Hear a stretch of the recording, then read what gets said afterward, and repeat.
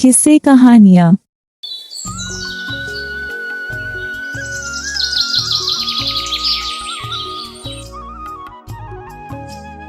बहुत समय पहले की बात है। काशीपुर नामक गांव में भोला और उसकी पत्नी आरती रहते थे। भोला एक किसान था। वह दिन भर अपने खेत में मेहनत से काम करता। भोला बहुत ही मेहनती और ईमानदार इंसान था। लेकिन उसी गांव में हरिया नाम का व्यक्ति भी था। वह बहुत आलसी था, दिन भर बस इधर उधर सोता रहता। भोला की मेहनत के कारण इस बार उसकी फसल बहुत अच्छी हुई थी। गांव के अधिकतर लोग भोला से जलते थे। हरिया, जो भोला का पड़ोसी था, और उसकी पत्नी दोनों बहुत दुष्ट थे। वे दोनों भोला से बहुत जलते थे। देखो जी, इस बार भोला की फसल कितनी अच्छी हुई है। हमेशा उसकी ही फसल क्यों अच्छी होती है? इस बार तो यह लोग फसल बेचकर बहुत पैसा कमा लेंगे। अरे तुम परेशान मत हो, इसे हम ज्यादा पैसा नहीं कमाने देंगे। मेरे जीते जी यह कभी राजा की जिंदगी नहीं जी सकता। भोला रोज सुबह जल्दी उठकर खेत में काम करने चला जाता।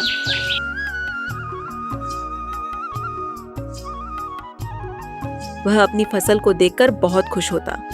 लहराती हुई फसल देखकर उसकी मेहनत का अंदाजा लगाया जा सकता था। इस बार लग रहा है कि अच्छी खासी कमाई हो जाएगी। शाम होते ही भोला घर लौट आया। घर पर उसकी पत्नी आरती ने पूछा, क्या हुआ? आप इतनी देर से क्यों आए हैं? हमारी फसल अच्छी तो हुई है ना? भोला ने मुस्कुराते हुए कहा, हाँ, इस बार फसल बहुत अच्छी हुई है। कल कटाई करनी है, उसी का इंतजाम करने में देर हो गई। लगता है इस बार अच्छी कमाई हो जाएगी। इस बार अगर अच्छी खासी कमाई हो गई तो हम कुछ पैसे अपनी बेटी मुन्नी के नाम से बैंक में जमा करवा देंगे, ताकि उसकी पढ़ाई में कोई कमी ना आए। ठीक है ना? हाँ, तुम बिल्कुल सही बोल रही हो। अच्छा, अब खाना लाओ, बहुत जोर से भूख लगी है।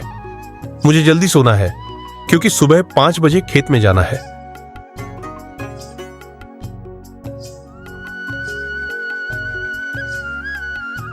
ये पापड़ कहाँ से लाई हो? बहुत स्वादिष्ट है। मैंने खुद अपने हाथों से बनाए हैं। अच्छे लग रहे हैं तो और लाऊं? हाँ, और लाओ, बहुत अच्छे हैं।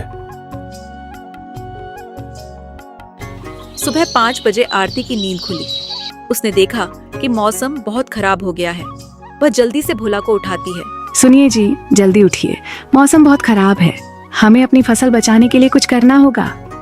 दोनों खेत की ओर निकलते हैं। तभी जोरदार बारिश शुरू हो जाती है। तेज हवा भी चलने लगती है। यह देखकर भोला बहुत परेशान हो गया। आप टेंशन मत लीजिए, जो होना था वह तो हो गया। अब इसमें हम कुछ नहीं कर सकते। जो होता है वह अच्छे के लिए होता है। इधर हरिया अपने घर में बारिश देखकर बहुत खुश था। उसने अपनी पत्नी से कहा, देखा, मैंने कहा था ना कि वह अमीर नहीं हो पाएगा। आज वही हुआ। लेकिन हमारी फसल भी तो खराब हो गई है। आप इतने खुश क्यों हो रहे हैं? आपको दुख होना चाहिए। हरिया ने हंसते हुए कहा, हमने तो अपने खेत में न ज्यादा पैसा लगाया है न मेहनत, लेकिन भोला को अमीर होता नहीं देख सकता। बारिश लगातार 4-5 दिन तक चलती रही। जब मौसम खुला तो भोला अपने खेत में गया। उसने देखा कि सारी फसल खराब हो चुकी थी। वह दुखी होकर घर लौटा और आरती को सब कुछ बताया। आरती ने उसे समझाते हुए कहा, आप टेंशन मत लीजिए, मेरे पास एक आइडिया है। क्यों ना हम पापड़ बनाने और बेचने का काम शुरू करें? मैं पापड़ बनाऊंगी और आप गली गली जाकर बेच देंगे। हो सकता है भगवान की कृपा से हमारा काम अच्छा चल जाए। तुम सही कह रही हो, कोशिश करनी चाहिए। शायद यही हमारी नई शुरुआत हो। भोला ने आरती की बात मानी और दोनों ने पापड़ बनाने का काम शुरू कर दिया।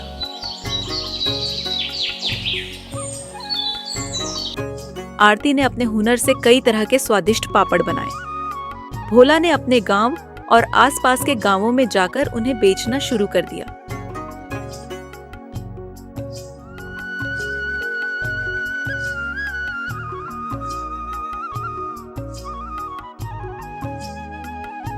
धीरे धीरे आरती के बनाए पापड़ों की गुणवत्ता और स्वाद की चर्चा दूर दूर तक फैलने लगी।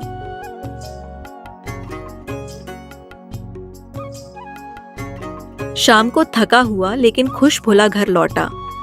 आरती ने जैसे ही उसे देखा, उसने पूछा, आपकी थकान बता रही है कि आपने खूब मेहनत की।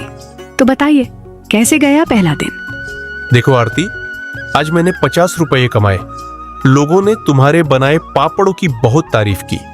एक बुजुर्ग ने तो यह भी कहा कि इतने स्वादिष्ट पापड़ उसने कभी नहीं खाए। आरती खुशी से बोली, सच? ये तो बहुत अच्छी बात है। मैंने सोचा भी नहीं था कि लोग इतने जल्दी हमारे पापड़ों को पसंद करने लगेंगे। भोला ने प्यार से आरती की ओर देखा और कहा, ये सब तुम्हारी मेहनत और हुनर का नतीजा है। अगर तुम इतनी मेहनत से पापड़ न बनाती तो यह मुमकिन नहीं था। भोला और आरती के पापड़ के व्यवसाय से हरिया और उसकी पत्नी की जलन बढ़ती ही जा रही थी। एक दिन हरिया ने अपनी पत्नी से कहा, देखो, भोला का काम दिन ब दिन बढ़ता ही जा रहा है। अगर ऐसा ही चलता रहा तो वह गांव का सबसे अमीर आदमी बन जाएगा। हमें कुछ करना होगा। हाँ, हमें ऐसा कुछ करना चाहिए जिससे उसका काम ठप हो जाए। लेकिन क्या? हरिया ने सोचा और एक चालाक योजना बनाई। उसने कहा, हम उसके पापड़ चुरा लेते हैं। इससे उसका सारा मेहनत का सामान खत्म हो जाएगा और वह बाजार में कुछ बेच नहीं पाएगा। उसकी पत्नी ने सहमति में सिर हिलाया।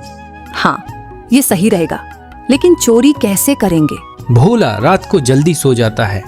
हम आधी रात को उसके घर में घुसकर सारे पापड़ चुरा लेंगे। उस रात हरिया और उसकी पत्नी चुपचाप भोला के घर की ओर बढ़े। वे अंधेरे का फायदा उठाकर घर के पीछे वाले रास्ते से अंदर घुस गए। आरती ने जो पापड़ सूखने के लिए रखे थे, उन्हें वे बोरी में भरने लगे।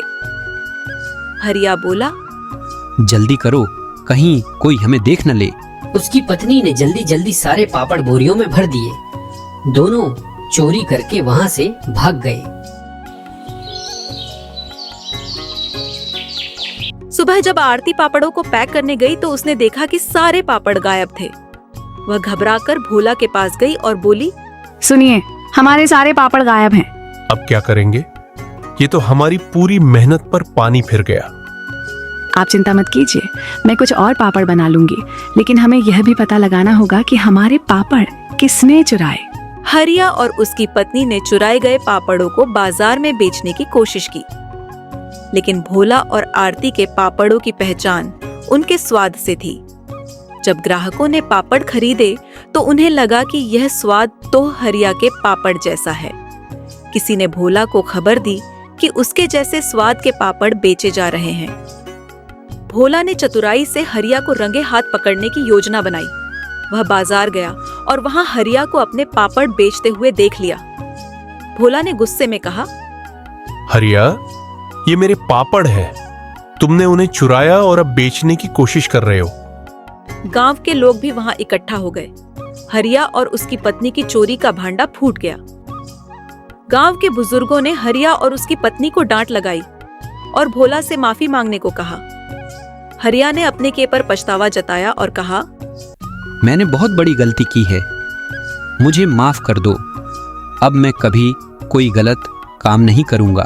भोला और आरती ने उन्हें माफ कर दिया, लेकिन यह भी कहा कि अब मेहनत से जीना सीखो।